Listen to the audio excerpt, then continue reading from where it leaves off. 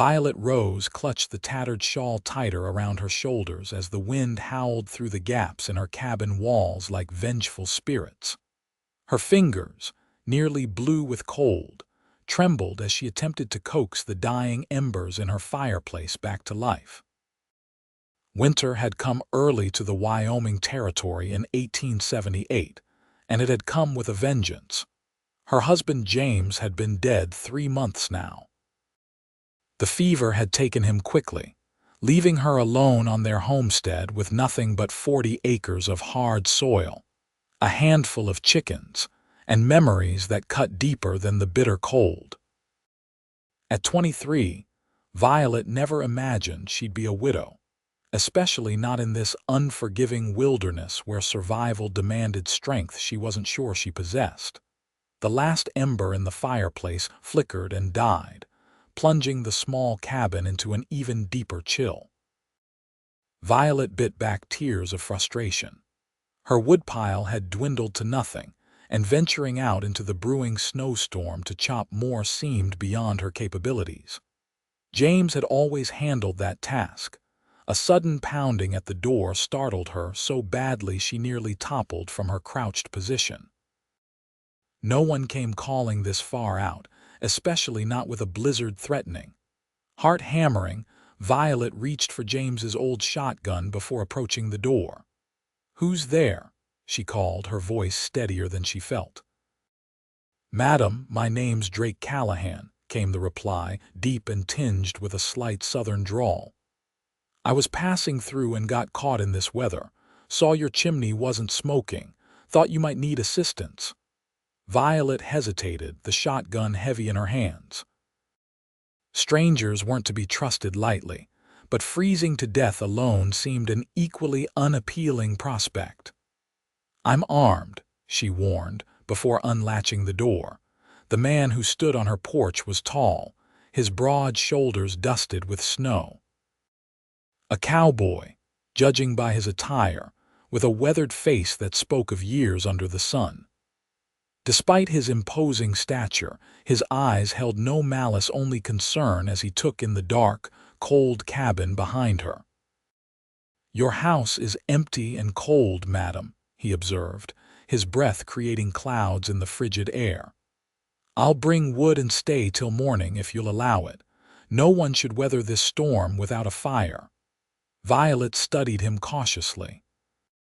His clothes were worn but decent.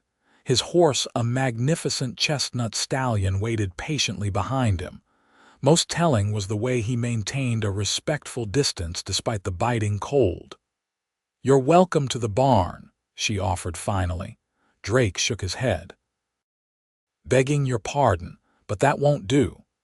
You need firewood, and I'd best keep chopping through the night to see you through this blizzard.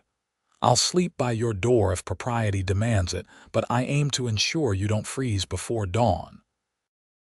The wind picked up, driving needles of snow against Violet's cheeks. Practicality warred with caution in her mind. "Very well, Mr. Callahan," she conceded, lowering the shotgun slightly. "But the gun stays with me." A ghost of a smile touched his lips. "Wouldn't expect otherwise, madam." True to his word, Drake set to work immediately. He led his horse into her small barn, unsaddled him efficiently, and then proceeded to the woodpile. Violet watched from the window as he swung the axe with practiced ease, his powerful strokes reducing logs to kindling far more quickly than she ever could.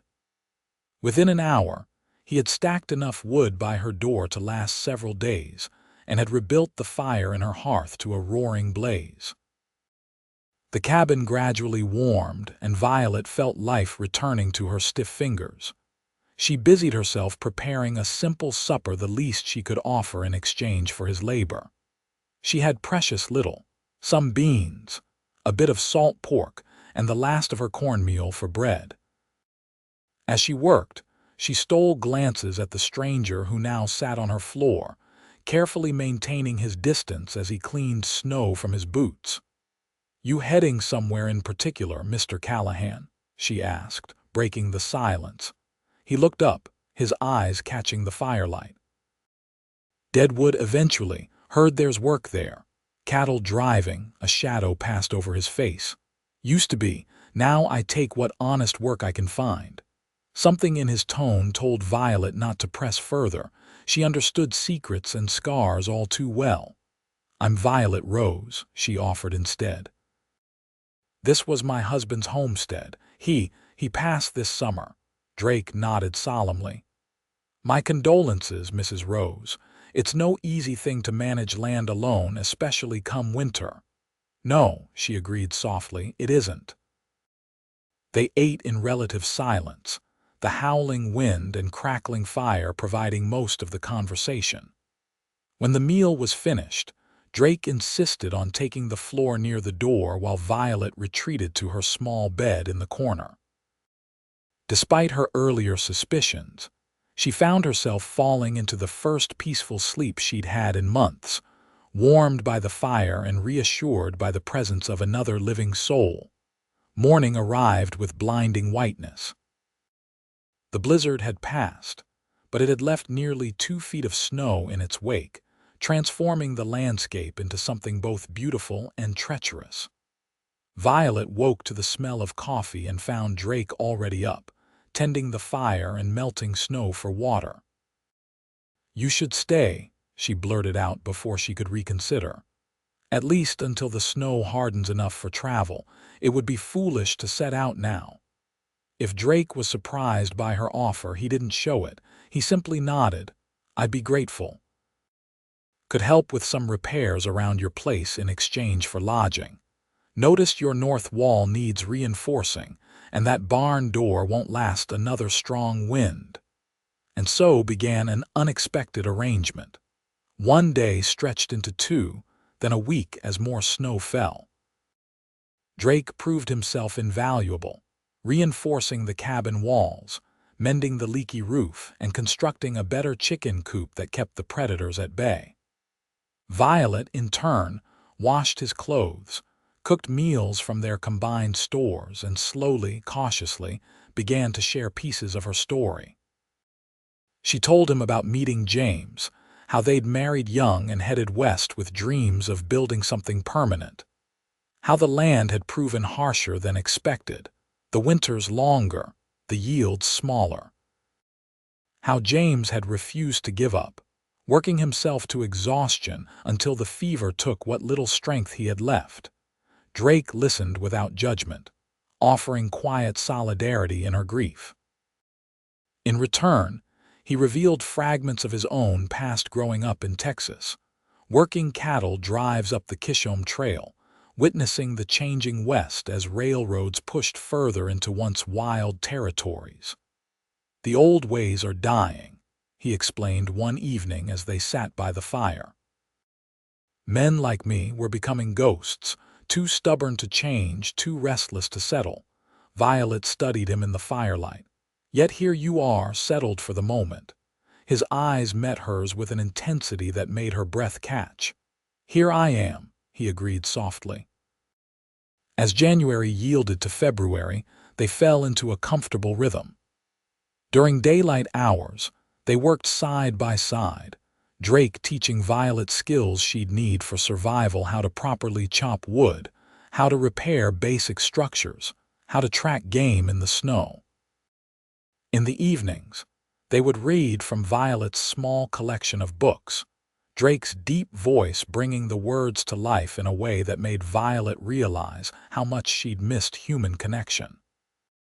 It was during one such evening, as Drake read from a dog-eared copy of The Last of the Mohicans, that Violet first noticed the flutter in her heart when he glanced up at her. It startled her, this unwelcome awakening of feelings she'd believed buried with James. Guilt followed immediately, heavy and suffocating. Drake seemed to sense her discomfort. He closed the book carefully. Something troubling you, Mrs. Rose, the formal address which he still maintained despite weeks in her home, suddenly irritated her. Violet, she corrected. And no. Yes. I don't know. Setting the book aside, Drake waited patiently, his expression open but undemanding. I feel disloyal, she finally confessed, staring into the fire. To James, to his memory, he's barely cold in his grave and I'm... She couldn't finish the thought. Finding reasons to continue living isn't disloyalty, Drake said gently. From what you've told me of your husband, I imagine he'd want that for you. Violet swallowed hard. Perhaps, but it's more than that. I'm beginning to wonder what happens when the snow melts and the trails clear. When you continue on to Deadwood. The question hung between them, charged with implications neither had openly acknowledged. Drake's hands, rough and calloused from years of hard work, tightened slightly on his knees. I've been thinking about that too. Before he could continue, a wolf's howl pierced the night, followed by the panicked squawking of chickens. Both jumped to their feet, Drake grabbing his rifle while Violet reached for the lantern. "Stay inside," he ordered, but Violet was already pulling on her coat. "Those chickens are my livelihood," she insisted, following him into the bitter night. The predator, a large gray wolf driven to desperation by the harsh winter, had already killed 2 chickens when they reached the coop. Drake fired a warning shot, driving the animal back into the forest, but the damage was done. Worse, they discovered the wolf had torn a significant hole in the coop's wall, leaving the remaining birds vulnerable. They worked side by side in the freezing darkness, patching the coop with spare lumber and burying the dead chickens to prevent attracting more predators. By the time they finished, both were chilled to the bone, their earlier conversation forgotten in the immediacy of survival. The next morning brought new challenges as Drake discovered tracks indicating the wolf hadn't been alone. A pack had moved into the area, likely driven by hunger to venture closer to human habitation than usual.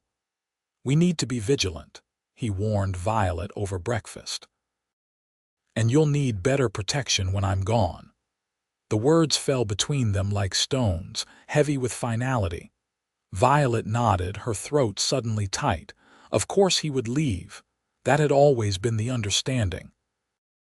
Yet somehow, during these weeks of shared work and quiet evenings, she'd begun to imagine a different possibility. "When will you go?" she asked, striving to keep her voice steady. Drake studied her face. "Trail should be passable by March," he hesitated. "Unless I had reason to stay." Violet's heart leapt traitorously, but years of frontier hardship had taught her caution. "What would that reason be, Mr. Callahan?" "Drake," he corrected softly. "And I think you know." Before Violet could respond, a sound outside caught their attention, the unmistakable approach of horses. Visitors were rare enough in good weather. In the depths of winter, they were almost unheard of. Drake moved to the window, his posture instantly alert. "3 riders," he reported, his voice tight. "Armed." Fear gripped Violet. Isolated homesteads were vulnerable to all manner of danger, from desperate travelers to outright bandits. She reached for the shotgun. Drake caught her wrist gently. "Let me handle this. Stay inside, but keep the gun ready." He stepped onto the porch as the riders approached, his stance deceptively casual, though Violet could see the tension in his shoulders. From her position by the window, she could make out 3 men, trail-worn and hard-looking. "Morning," Drake called. "Something I can help you gentlemen with." The lead rider, a sallow-faced man with a significant scar running down his cheek, reined in his horse. His eyes narrowed as he took in Drake's figure. "Well, I'll be damned," he drawled. "If it ain't Drake Callahan himself." Drake's posture shifted subtly, and Violet sensed immediate danger in the air. "Vance," Drake acknowledged coolly. "Long way from Kansas City." The man called Vance smiled unpleasantly. "Been tracking you since Cheyenne. You're a hard man to find when you want to be." "I'm not looking for trouble," Drake replied evenly. Vance spat into the snow. "Should have thought of that before you testified against my brother. He's serving 20 years because of you." Violet's mind raced. This was clearly about Drake's past, something he'd been notably vague about during their weeks together. "Your brother robbed that stagecoach and shot the driver," Drake stated flatly. "I told the truth." "Nobody asked you to be a hero," Vance snarled. "Now we've got business to settle." His hand drifted toward his holstered pistol. What happened next unfolded so quickly that Violet barely had time to process it. Drake's hand moved in a blur, drawing his revolver before Vance could clear leather. The shot cracked through the winter air, and Vance tumbled from his saddle, clutching his shoulder. The other two men reached for their weapons, but Drake's voice stopped them cold. "Next one kills. Your choice, boys." For a tense moment, Violet was certain bloodshed was inevitable. Then, slowly, the two remaining riders raised their hands. "Get him on his horse," Drake ordered, nodding toward the wounded Vance. "Ride to Medicine Bow. There's a doctor there. And if I see any of you within 50 miles of this place again, I won't aim for the shoulder." The men complied, lifting their groaning companion back into the saddle. As they prepared to depart, Drake added, "And spread the word Violet Rose's homestead is under my protection now. Permanently." Violet's breath caught at his declaration. She watched as the riders disappeared into the white landscape, then turned to face Drake as he re-entered the cabin. "You were a lawman," she said. "It wasn't a question." Drake nodded, holstering his weapon. "Deputy U.S. Marshal out of Kansas for 3 years. Made some enemies putting away a gang that was robbing stagecoaches. Resigned my badge last year, but some folks have long memories. Why didn't you tell me?" His eyes met hers, regret and resolution mingled in their depths. "Didn't want to bring trouble to your door. Thought I'd left it behind me." Violet processed this new information, reassessing everything she thought she knew about the quiet, capable man who had shared her home these past weeks. "You said permanently," she finally said, "when you told them this place was under your protection." Drake moved closer, close enough that she could feel the warmth radiating from him. "I did." "Did you mean it?" His hand, tentative and gentle, reached for hers. "If you'll have me, Violet, I'd like to stay. Not just till morning, not just till spring. I'd like to build something here with you." The proposal, for that's what it was beneath the simple words, hung in the air between them. Violet thought of James, of the dreams they'd shared and lost. She thought of the lonely months after his passing, of the brutal reality of frontier life alone. And she thought of the unexpected second chance standing before her now. "I have conditions," she said finally, her voice stronger than she expected. "This is my land, our land if you stay. Equal partners, equal say." Drake smiled, the first full, unguarded smile she'd seen from him. "I wouldn't have it any other way." "And no more secrets," she added. "If there are more men out there with grudges, I need to know what we're facing." He nodded solemnly. "No more secrets. You'll know everything, good and bad." Violet took a deep breath. "Then yes, Drake Callahan, you can stay." The kiss that followed was gentle at first, tentative as new growth after a hard winter. Then it deepened, carrying the promise of spring and new beginnings. As February gave way to March, and March to April, the snow receded and the land awakened from its winter slumber. True to his word, Drake remained, working alongside Violet to prepare fields for planting. They rode to Medicine Bow together to formalize their arrangement, standing before the circuit preacher who visited once a month. The wedding was simple: Violet in her best dress with wildflowers in her hair, Drake in a freshly washed shirt, his badge less vest a reminder of the life he'd left behind. The few neighbors within riding distance attended, curious about the stranger who had appeared during winter, and now stood proudly beside Violet Rose. That night, as they lay together in what was now truly their home, Violet traced the scars on Drake's body, each one a chapter in the story she was still learning. "Any regrets?" she asked, her head resting on his chest. Drake's fingers combed gently through her hair. "Only that I didn't find you sooner." As spring yielded to summer, they worked tirelessly to expand the homestead. Drake's knowledge of construction proved invaluable as they built a larger barn and reinforced the cabin for the coming winter. Violet's garden flourished under her attentive care, providing food for their table and extra to trade in town for necessities. Word spread about the former marshal who had settled with the widow Rose, and gradually, the threat of Vance and his ilk receded. Other threats remained: the unpredictable weather, the challenging land, the occasional desperate traveler, but together, they faced each challenge with growing confidence. In late summer, as they sat on their porch watching the sunset paint the Wyoming sky in brilliant oranges and purples, Violet shared news that brought tears to Drake's eyes. "A child," he whispered, his hand reverently covering hers where it rested on her still flat stomach. "Are you certain?" Violet nodded, her own eyes bright with emotion. "Come winter, there'll be 3 of us in this house." Drake pulled her close, his voice thick with emotion. "I swore I'd keep you warm through that first cold night and every night after. Now I'll have 2 to care for." Their daughter was born on a crisp December evening, almost exactly 1 year after Drake had first knocked on Violet's door.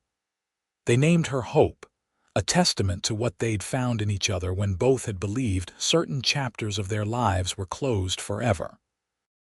As Drake cradled his newborn daughter while stoking the fire that kept their home warm and bright, Violet watched her new family with a fullness in her heart she had once thought impossible to feel again. Her house, once empty and cold, now overflowed with warmth, love, and possibility. Life on the frontier remained challenging. There were difficult seasons, threats from nature, and occasionally from men. But the foundation they had built first with practical necessities like firewood and repaired walls, then with trust, respect, and eventually love proved sturdy enough to weather whatever came their way. 5 years after that fateful winter night, their homestead had grown into a modest but prosperous ranch. Drake had added carpentry to their income, his skilled hands creating furniture that sold well in Medicine Bow and beyond. Violet managed their growing herd of cattle with the same determination she'd once applied to simply surviving. Hope, now a lively child with her father's eyes and her mother's spirit, had been joined by a brother, Samuel, who toddled after his sister with unwavering devotion. Their home, expanded room by room as their family grew, stood as a testament to what could be built from the humblest beginnings. On winter nights, when the Wyoming wind howled with the same ferocity it had that first evening, Drake would still ensure the woodpile was stacked high and the fire burned bright. He and Violet would often sit by that fire after the children were asleep, hands intertwined, marveling at the life they'd created together. "You ever wonder," Violet asked on one such evening, "what would have happened if you hadn't stopped that night? If you'd continued on your way to Deadwood?" Drake considered the question, his thumb tracing patterns on her palm. "I believe some things are meant to be, Violet. I was never supposed to reach Deadwood. My journey was always meant to end at your door." Violet leaned against his shoulder, content in the knowledge that the empty, cold house of her widowhood had transformed into something she'd never dared hope for: a home filled with warmth, laughter, and love that had begun with a simple offer of firewood and shelter for a night. "I'm grateful you stayed till morning," she whispered, "and every morning since." Drake kissed her forehead gently. "Wild horses couldn't drag me away now."